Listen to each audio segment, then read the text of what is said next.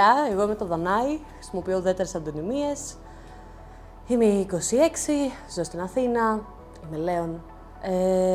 Είμαι ένα ψηλό, λευκό, χοντρό, non-binary άτομο, καστανό μαλλί, μακρύ, πιασμένο πίσω, μαύρο φόρεμα. Και κάνουμε τυπική εκπαίδευση. Λοιπόν, το σώμα μου έχει διάφορα μικροπράγματα πάνω του και ξεκινώντας από κάτω, ξέρω εγώ, έχει ένα σημάδι στο πόδι, το οποίο ήταν μια ελιά που δεν ήταν ελιά και έγινε καρκίνωμα και πέρασε όλη τη φάση με βιοψίες, βλακίες να δούμε τι είναι και μετά αφαιρέθηκε χειρουργικά, οπότε έχει μείνει το σημάδι και κάπως μου θυμίζει την εμπειρία και τα συναισθήματα που είχα εκείνο τον καιρό. Αν και είναι μικρό και διακριτικό και δεν φαίνεται, έχω ραγάδες στα πόδια, έχω 2 σημάδια εδώ που ήταν αυτοτραυματισμένα, έχω ραγάδες παντού εδώ, στην κοιλιά, στο στήθος, που αυτή ήταν γιατί έχω αλλάξει πάρα πολλά βάρη και δραματικά. Έχω σημάδια στο πρόσωπο γιατί είχα πέσει κιόλας, έχω διάφορα σημάδια από δουλειές, από δαγκώματα, η αδερφή μου. Είναι πολλά μικρά που όλα μαζί φτιάχνουν μια μεγάλη ιστορία. Με το σώμα συγκεκριμένα, λοιπόν, πρώτη ανάμνηση που έχω να με ενοχλεί αυτό που βλέπω και αυτό που είμαι ήταν γύρω στα 5-6, που είναι πολύ μικρό, δηλαδή γιατί ένα ανθρωπάκι 5-6 χρονών να ασχολιέται με το αν είναι χοντρό και τι διπλώνει και τι κάνει έτσι και όλα αυτά. Εγώ ήμουνα όχι χοντρούλικο, είχα λίγο παραπάνω, αλλά σαν παιδάκι, είναι από αυτό το παχάκι που τα παιδάκια συνήθως μετά το κάνουν boy και φεύγει στην εφηβεία, αυτό είχα. Αλλά δεν ένιωθα ότι είχα αυτό. Ένιωθα ότι δεν με χωράει το δωμάτιο, ξέρω εγώ. Γιατί μιλάμε τώρα ότι και αυτό είναι 2000, όπου δεκαετία του 90 και 2000 έχεις πρότυπα ομορφιάς τα οποία είναι το cocaine chic, που είναι πάρα πολύ υψηλό, αδύνατο, ξερακιανό, όλα αυτά. Και γενικά οι καμπύλες, ας το πούμε ότι δεν εορτάζονται. Σε συνδυασμό αυτό με μια γιαγιά που είχα, που μέναμε εγώ πάνω από εκείνη, με βλέπω κάθε μέρα πολλές φορές, η οποία ήταν συνέχεια στο πώς είναι στο σώμα σου, πάχινες, έκανες, έρανες σε όλες τις ηλικίες της ζωής μου, από παιδάκι. Οι γυναίκες, γιατί έτσι με είχε στο μυαλό της τότε, πρέπει να είναι μορφωμένες, σοβαρές, δεν έχουν σεξουαλικότητα, είναι τύπου asexual by default, δεν τους ενδιαφέρουν αυτά, τους ενδιαφέρουν τα γράμματα, το έτσι, το αλλιώς, αλλά ταυτόχρονα είσαι και χοντρή, ας πούμε. Δηλαδή, είναι ένας πνευματικός κόσμος, αλλά δεν είναι ένας πνευματικός κόσμος, γιατί μας νοιάζει ακόμη το υλικό. Μεγάλη αποσύνδεση από το σώμα, μεγάλη αποσύνδεση από όλα αυτά, πολλή σύγκριση με άλλα κορίτσια, γιατί σε αυτή την κατηγορία έβαζα τον εαυτό μου τότε. Έβαζα τον εαυτό μου σαν ένα περίεργο κορίτσι, αλλά δεν ήμουν ιδιαίτερος κορίτσι, να το πούμε και έτσι. Αλλά το σώμα μου, η κοινωνία το έβλεπε θηλυκό. Οπότε, με ένα θηλυκό τρόπο του φερόταν και περίμενα ότι θα είναι. Οπότε είχα στήθος πιο πριν από τα άλλα κορίτσια, έβαλα σουτιέν πιο νωρίς από τα άλλα κορίτσια και με είχε κλείσει πάρα πολύ στον εαυτό μου. Δεν έκανα πολύ εύκολα φίλους, δεν με ενδιαφέραν σχέσεις. Γενικά το κόνσεπτ σχέση δεν με πολύ ενδιέφερε. Οι Πανελλήνιες δεν βοήθησαν καθόλου, γιατί ήταν εκεί που ήταν το πιο χοντρό τέτοιο, εκεί που σκάσανε όλα τα αυτοάνοσα, που εκφράστηκαν σωματικά επίσης. Έχω ατοπική δερματίτιδα και όταν είχα πάρα πολύ άγχος, ειδικά στις Πανελλήνιες, ξυνόμουνα. Οπότε έχω μια μακρά ιστορία που αφήνω πράγματα πάνω στο σώμα μου σαν ενδείξω ότι δεν αξίζει, ότι δεν είναι σωστό, δεν είναι έτσι όπως θα έπρεπε να είναι. Πρώτες σχολής αποφάσισα να κάνω revamp και αποφάσισα ότι θα κάνω διατροφή και ότι θα γίνω μοντελάκι. Εκείνο το διάστημα, επειδή αδυνάτιζε και πολύ το σώμα μου, όσο αδυνάτιζε, τόσο πιο πολύ σεξουαλική επίθεση είχε. Έκανα πάρα πολλές καταχρήσεις. Ευτυχισμένο δεν ήμουνα. Είχα διάφορα πράγματα που πήγαιναν λάθος στη ζωή μου, οικογενειακά, φιλικά, σωματικά, τα πάντα. Σκεφτείτε ότι το δικό μου ταξίδι ήταν σε σχέσεις, ήταν κάνω μερικά πράγματα, αλλά δεν νιώθω πολύ καλά με περισσότερο βάρος. Χάνω βάρος και ταυτόχρονα έχω παραπάνω βλέμματα και που θέλω και που δεν θέλω. Χαλαρώνω και το σώμα μου απλά αφήνεται και αυτό δεν αρέσει στον σύντροφό μου. Και ξαφνικά είμαστε πάλι στο 0. Και εννοείται ότι μπήκα σε ένα έτσι πολύ αυτομαστιγωτικό γιατί το ξαναπήρα, γιατί είναι έτσι, γιατί είναι όλα έτσι, λαλαλαλαλα. Πέρασε πολύ καιρός, πήρα και άλλα κιλά από τότε. Νομίζω τώρα είμαι στα βαρύτερα που έχω υπάρξει, 100 κάτι είμαι.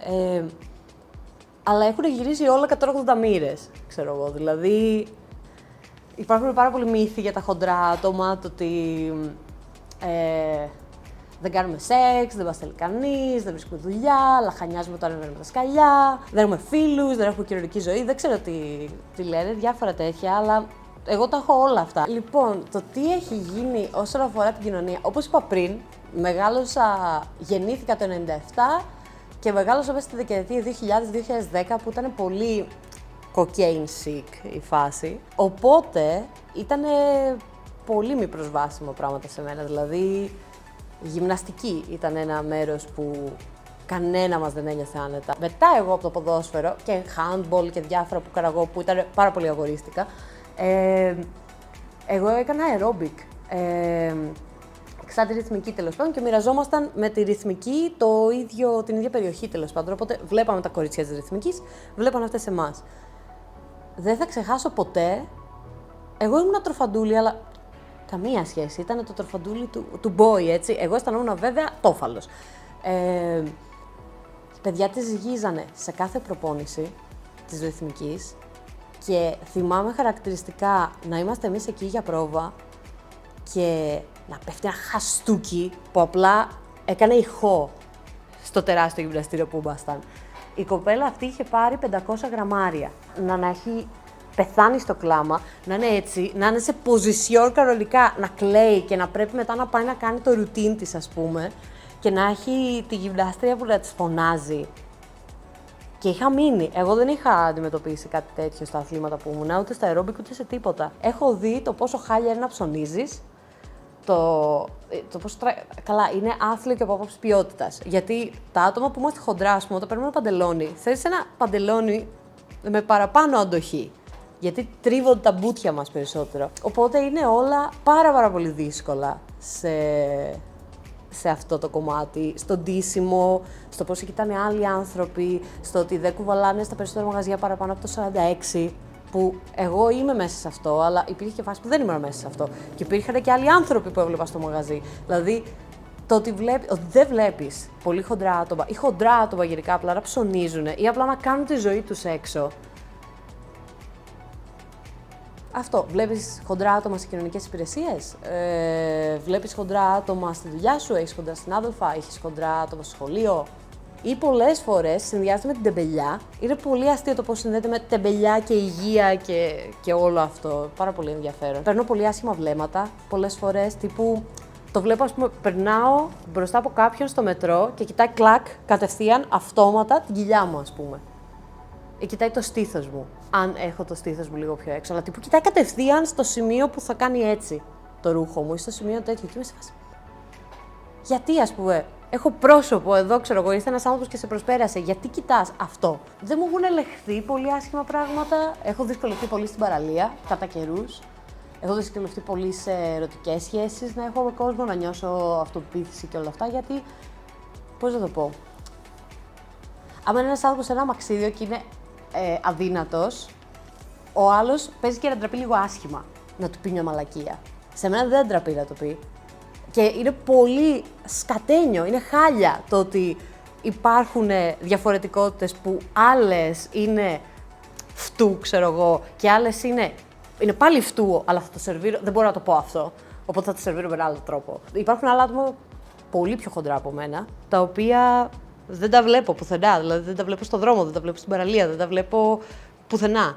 Και αυτά τα άτομα ίσως έχουν πολύ περισσότερα πράγματα να πούνε από πράγματα που τους λείπουν. Εγώ, αν κάποιος με πει, ρε παιδί μου, χοντρό, θα γυρίσω να του πω τι μαλακίες λες, ας πούμε. Αλλά αν το άλλο άτομο δεν είναι καν εκεί για να μιλήσει, αν υπάρχουν άτομα που απλά κάνουν γυμναστική και είναι χοντρά και βγάζουν ένα βίντεο και το βάζουν στο ίντερνετ για να πούνε το περνάω καλά με το σώμα μου και κάτω τα σχόλια είναι ό,τι χειρότερο. Αεροπλάνα. Πολύ μικρές θέσεις τα αεροπλάνα. Μέχρι και εγώ δυσκολεύομαι που δεν είμαι πάρα πολύ χοντρό. Αλλά σκέψου να πρέπει να κλείσεις 2 θέσεις για ένα άτομο. Γιατί απλά το αεροπλάνο δεν είναι φτιαγμένο για αυτά. Τα ρούχα δεν είναι φτιαγμένα για αυτό το άτομο. Κρεβάτια δεν είναι φτιαγμένα για αυτό το άτομο κτλ. Αισθάνομαι πολύ ντροπή κάθε φορά που πετάω με συγκεκριμένες αεροπορικές και πρέπει να ζητήσω extender zones. Δεν είχα δει ποτέ, πετάω πολύ, δεν έχω δει ποτέ άνθρωπο να ζητάει extender zones. Ζήτησα εγώ μία φορά μόνο. Γιατί ήταν πραγματικά πολύ μικρό και δεν μπορούσα να το κουμπώσω. Αν αγαπάω το σώμα μου. Αν με ρώταγε σε διαφορετικές φάσεις της ζωής μου, θα έλεγα κάτι πολύ διαφορετικό αισθάνομαι. Αποδέχομαι το σώμα μου και γι' αυτό το αγαπώ, θα πω. Δηλαδή το ότι είχα μεγαλώσει με την αντίληψη ότι η αγάπη είναι πάρα πολύ συγκεκριμένη. Τύπου είσαι καλό παιδί, γι' αυτό σε αγαπώ. Είσαι όμορφο, γι' αυτό σε αγαπώ. Είσαι καλό, γι' αυτό σε αγαπώ. Και έτσι αντιμετώπιζα και το σώμα μου. Το έβλεπα σαν όχι καλό και γι' αυτό δεν το αγαπούσα. Μετά από χρόνια δυσκολίας, απλά αποφάσισα ότι πρέπει να το αποδεχτώ για αυτό που είναι και να το αγαπήσω για αυτό που είναι. Και ότι δεν πρέπει να είναι κάτι, δεν πρέπει να έχει συγκεκριμένη μορφή, πρέπει να νιώθει καλά, να μπορεί να νιώθει καλά και να λειτουργεί καλά. Πλέον μπορώ να πω ότι το αγαπώ, αλλά είναι μια διαδικασία. Δεν είναι ένα μόνιμο σημείο, τύπου αγαπώ το σώμα μου, τέρμα. Ένα σημείο που δεν αλλάζει στο χάρτη, είναι πάντα μια ίδια στάθμη σε ένα ποτήρι με νερό. Αυξομειώνει. Οπότε δεν είναι σταθερό, είναι μια δουλειά, αλλά γίνεται. Τις προάλλες έκανα κάτι με ένα άτομο το οποίο γύρισε και μου είπε την ώρα που κάναμε κάτι, μου αρέσει πάρα πολύ το σώμα σου. Ένα άτομο το οποίο δεν είχε φετίχ, με χοντρά άτομα, που η αλήθεια δεν νιώθηκε πολύ καλά με τα άτομα που έχουν fat fetish. Και μετά σκέφτηκα, γιατί μου πάνε και περίεργο αυτό. Και αυτά ήμουν σε φάση, ξέρεις κάτι, μια χαρά είναι. Λειτουργεί. Έχει πράγμα πάνω του πάντα. Ναι, έχει πράγμα πάνω του. Έχει ιστορία. Έχει τεράστια ιστορία. Όπως όλων των ανθρώπων. Το μόνο που μπορώ να κάνω τώρα είναι να το φροντίζω όσο καλύτερα γίνεται. Να έχει κίνηση η ζωή μου, να έχει χαρά, να έχει ξενιασιά, να έχει κίνηση, να έχει δημιουργικότητα, να έχει όλα αυτά, να έχει αγάπη. Η ιστορία μου τώρα είναι ότι είμαι ένα άτομο το οποίο γεννήθηκε, του δώσανε πράγματα που δεν του αρέσανε, που δεν του ταιριάξανε. Η κοινωνία προσπάθησε πάρα πολύ να το πλάσει. Προσπάθησε πάρα πολύ να του πει ότι δεν πρέπει να είσαι έτσι και το σώμα σου δεν πρέπει να είσαι έτσι και το φίλο σου δεν πρέπει να είσαι έτσι και η σεξουαλικότητά σου δεν πρέπει να είναι έτσι και όλα αυτά δεν πρέπει να είναι έτσι. Και σαν να φτιάχνει ένα καλούπι και εξωτερικές συγκυρίες και εσωτερική θέληση σιγά σιγά κάνανε ρογμές στο καλούπι, σπάσανε και αφαιρούν κομμάτια και τώρα προσπαθήσουμε να ζήσουμε όσο πιο αυθεντικά γίνεται. Πάμε. Sorry. Κάνε μου καλύτερα εσύ πιο νωρίς. Όχι, να το χάλασες δηλαδή, γιατί θα το πείτε μόνο.